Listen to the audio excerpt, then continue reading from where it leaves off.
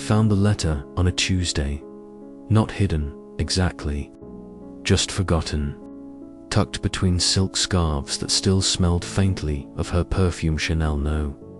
5. The only luxury she ever allowed herself. The envelope was yellowed, the cursive address faded, but unmistakable. Walter Hayes. 1428 Maple Street, Riverside, Ohio. My hands shook as I held it. The postmark read, August 14th, 1963, 40 years ago. Exactly 1 week before our wedding, the seal had never been broken. My name is Walter Hayes. I'm 78 years old. And until 3 months ago, I thought I knew my life. I thought I understood the woman I'd been married to for 37 years before cancer took her. I thought the quiet, predictable rhythm of our decades together, the Sunday dinners, the vacation photos, the grandchildren's birthday parties told the complete story. I was wrong. Some truths wait until you're too old to do anything about them. Some secrets die with the people who kept them, and some survive in sealed envelopes, patient as death itself, waiting for the exact wrong moment to destroy everything you believed. This is what happened when I opened that letter. The day started ordinary enough. September morning, cool and grey. The kind of weather that makes old bones ache and old houses creak. I'd been living alone in our house for 3 years. Now 3 years since Margaret passed. 3 years of learning how to make coffee for one. How to eat dinner without someone sitting across from me.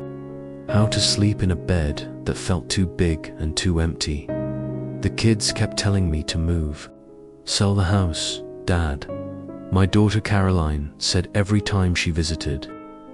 Get a condo. Something smaller, easier to maintain. But I couldn't, not yet. Because leaving this house meant admitting Margaret was really gone. Meant accepting that the life we'd built here, the memories soaked into these walls, was finished, so I stayed. And I sorted, slowly, room by room, drawer by drawer. That's what I was doing when I found it. Margaret's dresser, 3rd drawer down, the one she'd always kept for special things. I'd avoided it for 3 years. Couldn't bring myself to touch her personal items, the intimate geography of her private world. But the estate lawyer had been calling. Caroline needed to know what to do with Mum's jewelry. The time for avoiding had run out. I pulled open the drawer. The smell hit me first, perfume and cedar and something else, something uniquely her. Scarves, mostly. A few pieces of costume jewelry. Her college yearbook, a dried corsage from our prom, brittle and brown, and underneath it all, that envelope. I recognized the handwriting immediately. It was hers. Margaret's handwriting from when she was young, before arthritis twisted her fingers, before time softened the confident strokes into trembling lines. She'd addressed it to me, to our first address, the apartment we'd rented after the wedding. But the envelope had never been opened, never been mailed. Why would she write me a letter and never send it? I sat on the edge of the bed, her side of the bed, the side I still couldn't bring myself to sleep, and turned the envelope over in my hands. The paper was fragile, threatening to tear at the corners. Open it, part of me said. You have a right to know. Burn it, another part whispered. Some things are better left unknown.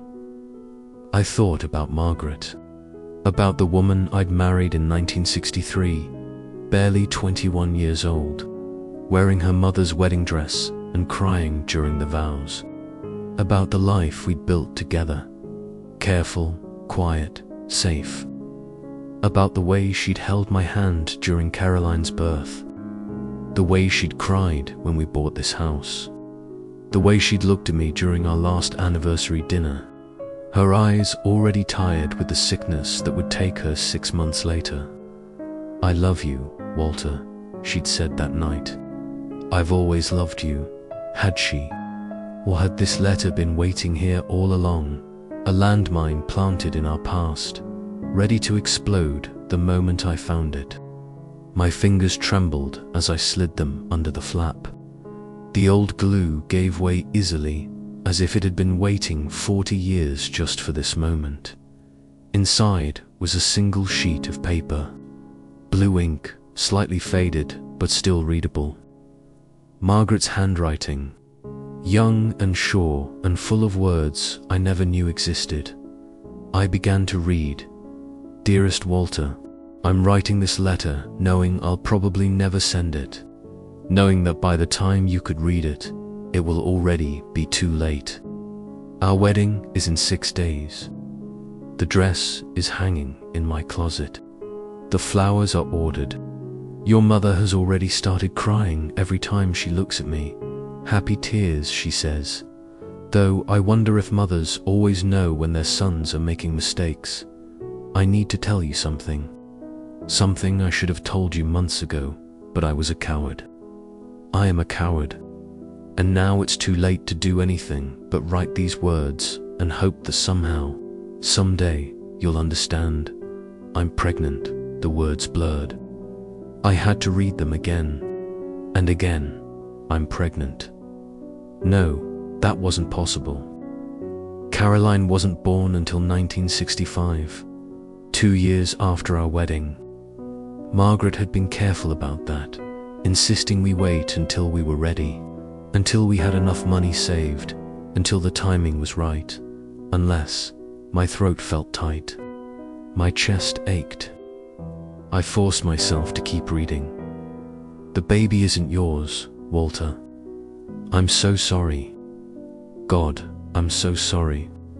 But you deserve to know the truth, even if I'm too much of a coward to tell you to your face. His name is James Morrison. You don't know him. He was a graduate student at the university, teaching my literature class. It only happened once.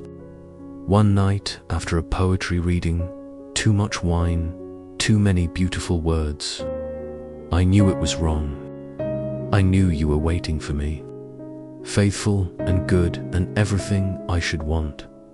But James made me feel alive in a way I'd never felt before, like I was drowning my whole life, and suddenly someone taught me how to breathe. It ended the next morning.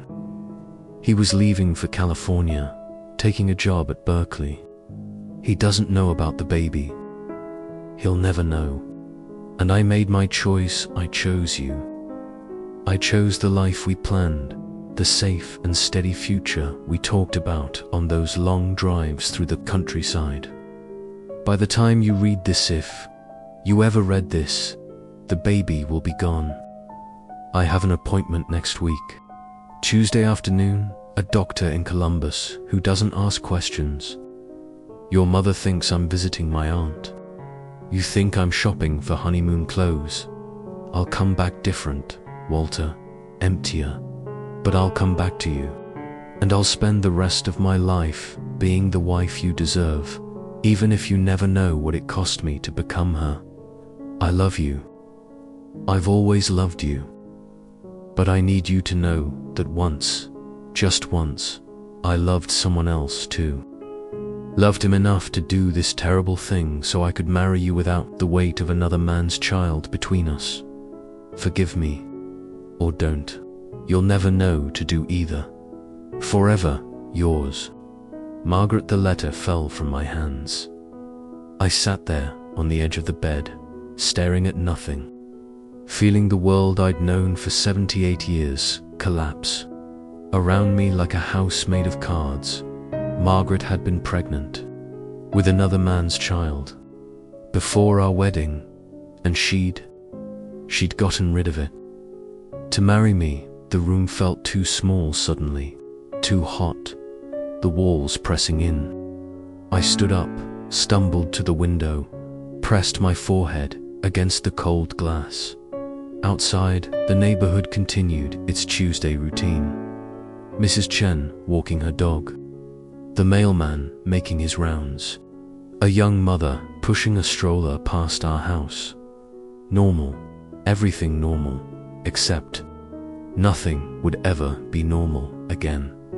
How many times had I told Margaret I loved her? Thousands. Tens of thousands. And every time she'd said it back. I love you too, Walter. Always the same words. Always with that soft smile that made me feel like the luckiest man alive, had she meant it. Or had she been carrying this secret, this weight, this lie for our entire marriage? I thought about our life together, the careful way she'd always approached intimacy, never quite letting herself go completely. The way she'd cry sometimes, for no reason, always blaming hormones or stress or nothing at all. The way she'd been so insistent about waiting to have children, as if she needed time to prepare herself for something I'd never understood. Had she been grieving? For the child she'd never had? For the life she'd given up? For James Morrison? The name echoed in my head. James Morrison. Literature teacher. Poetry readings. Berkeley, California. Did he ever think about that night? Did he ever wonder about the girl from his class who'd made him feel alive?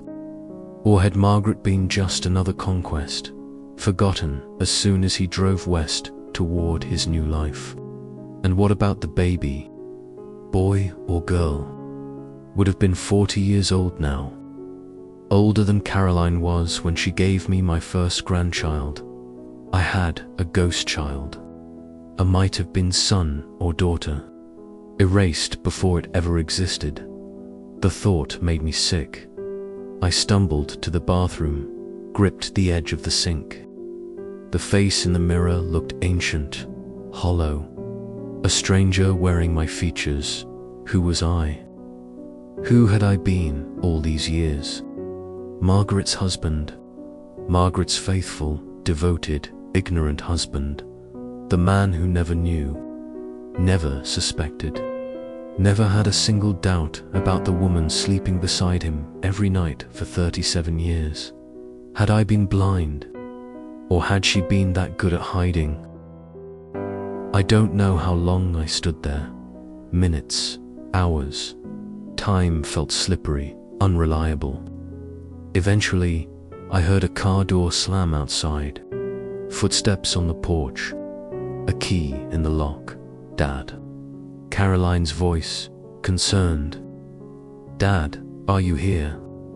You didn't answer your phone. I'd forgotten. Tuesday. She always called on Tuesday mornings to check on me. I'm fine, I called out. But my voice sounded wrong. Cracked. Broken. Her footsteps rushed down the hall. She appeared in the bedroom doorway, still wearing her nurse's scrubs, her face tight with worry. Dad, what's wrong? You look. Her eyes found the letter on the bed. The envelope lying beside it. What's that? Nothing. I moved to grab it, but she was faster, younger. She scooped it up before I could stop her. Dad, what is this? Is this Mum's handwriting? Caroline, don't. But she was already reading. I watched her face change as the words sank in. Watched 43 years of certainty crumble, just like mine had. Oh my God, she whispered. Oh my God, Dad, I'm so sorry. Don't. I held up a hand. Don't apologize for her. But she was going to. Caroline looked at me, her eyes wet.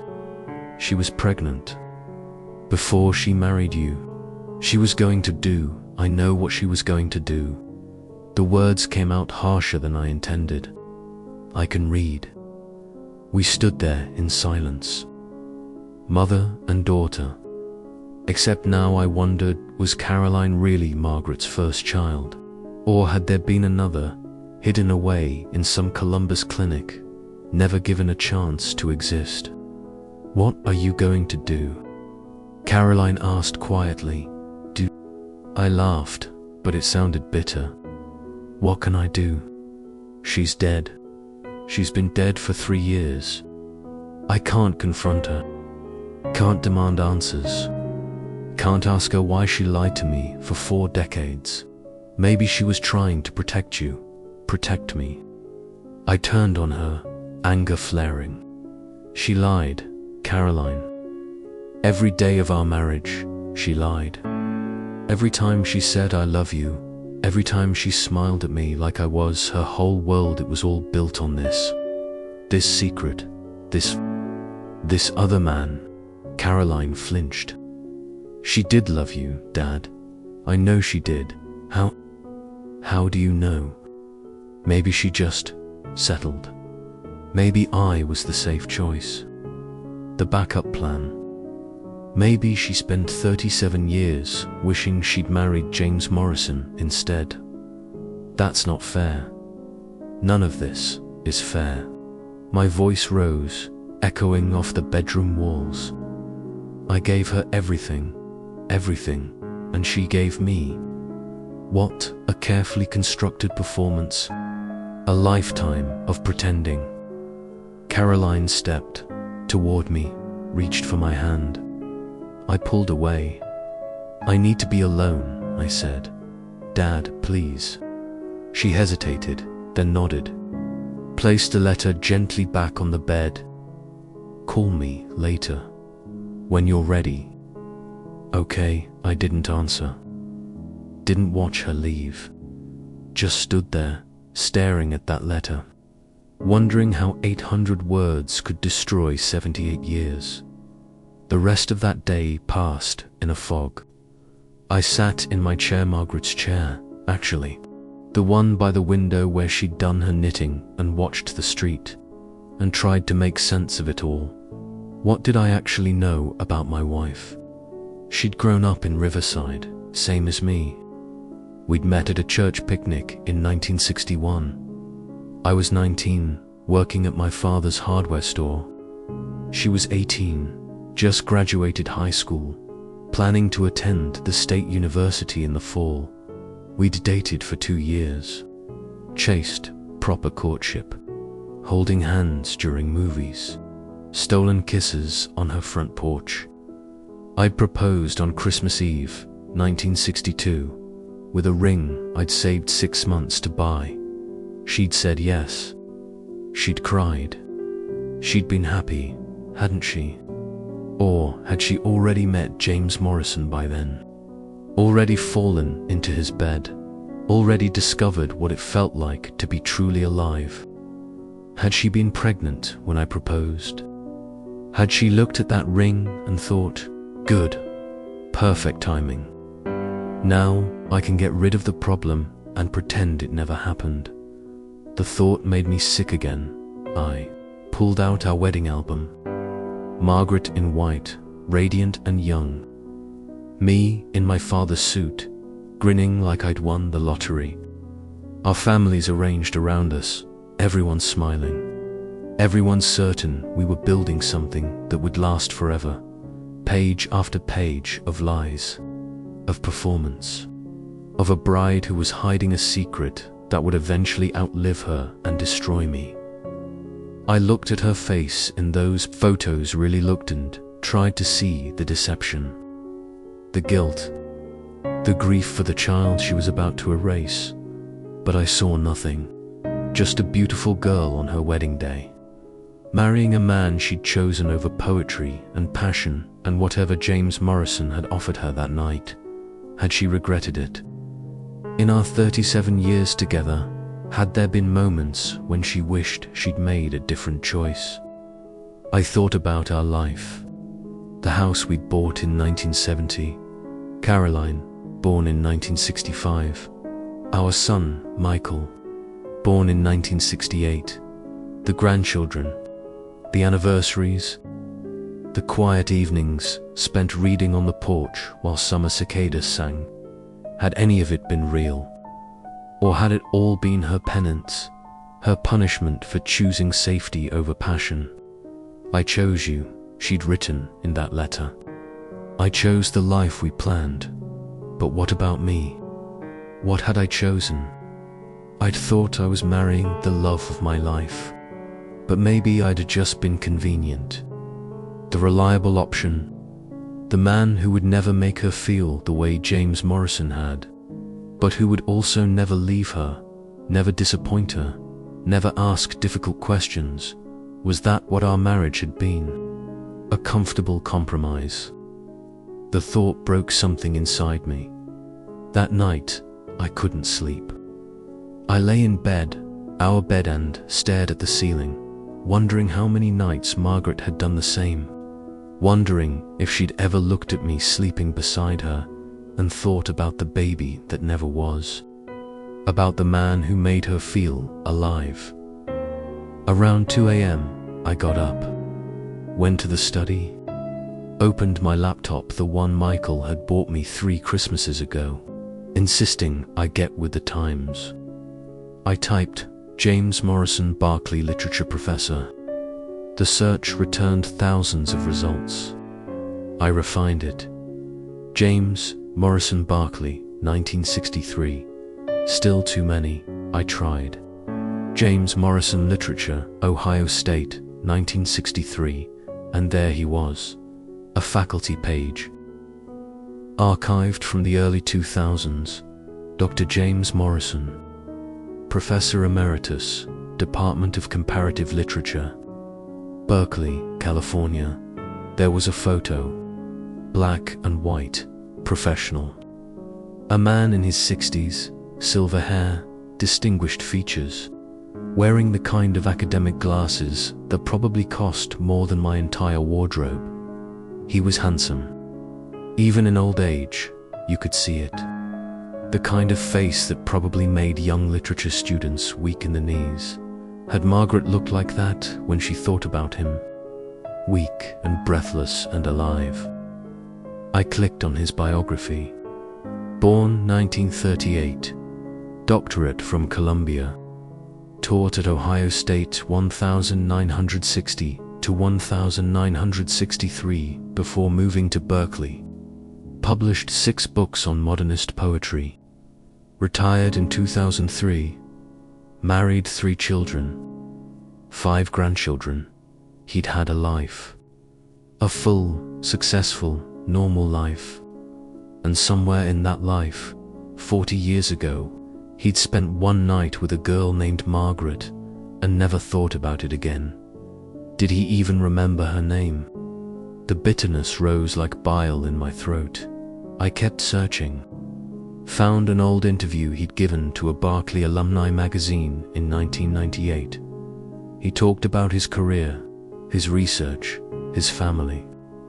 Mentioned that he sometimes missed the Midwest and those early teaching years when everything felt possible. Did everything include my wife? I closed the laptop, pressed my palms against my eyes until I saw stars.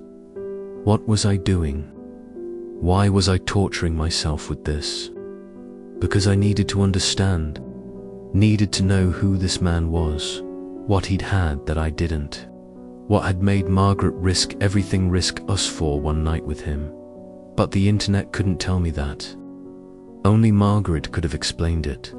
And Margaret was 3 years dead, her secrets buried with her, except for the letter. The letter that had survived, patient and toxic, waiting for me to find it. The next morning, I called Michael. "Dad," he sounded surprised. "We usually only talked on weekends. Everything okay? I need to ask you something." My voice sounded steadier than I felt. "Did your mother ever? Did she ever seem unhappy?" In our marriage, silence on the other end. Then, where's this coming from? Just answer the question. No, Dad. Mom was happy. You guys were solid. Everyone knew that. But did you ever see her? I don't know. Sad, distant. Like she was thinking about something else. Sometimes, I guess. But doesn't everyone have moments like that? Did she ever mention anyone named James? James, Michael paused. No, why? Who's James? Nobody. I closed my eyes. Forget, I asked. Dad, you're scaring me. What's going on? I found something. A letter from your mother. I told him everything. The envelope, the confession, the baby that never was. I listened to his breathing change, heard the moment when his world shifted just like mine had. Jesus, he whispered when I finished. Jesus Christ, Dad, yeah. And she never, you never had any idea, none. Another long silence. Then, what are you going to do? That question again. What was I going to do? I think, I said slowly, I need to find him. James Morrison. I need to understand what happened. Dad, he's probably dead, or senile, or he won't even remember her. I know, but I have to try. Why? What good will it do? I don't know, and that was the truth. I had no idea what I expected to gain from confronting a man who'd barely known my wife 40 years ago. But I couldn't just sit here with this knowledge. Couldn't pretend I'd never found that letter. Let me help, Michael said. I'll come down this weekend. We'll figure it out together. No, I said it firmly. This is something I need to do alone. Dad, please, Michael, let me have this. He sighed. Okay, but call me every day. Promise. I promise. After we hung up, I sat in the quiet house and wondered what the hell I was doing. I was 78 years old. Too old for cross-country trips. Too old for confrontations with ghosts. But I booked the flight anyway. Riverside to San Francisco, leaving Friday morning. 3 days to prepare myself for whatever I might find at the end of this journey. 3 days to decide if I really wanted to know the truth. My name is Walter Hayes. I'm 78 years old, and I'm about to fly across the country to confront the man my wife loved before she chose me. I don't know what I'm looking for. Maybe answers, maybe closure, maybe just confirmation that the life I thought I had was as hollow as it feels right now. But whatever I find, I know one thing for certain. Some letters should stay sealed. Some truths are better left buried. And some love stories don't have the endings we thought they did.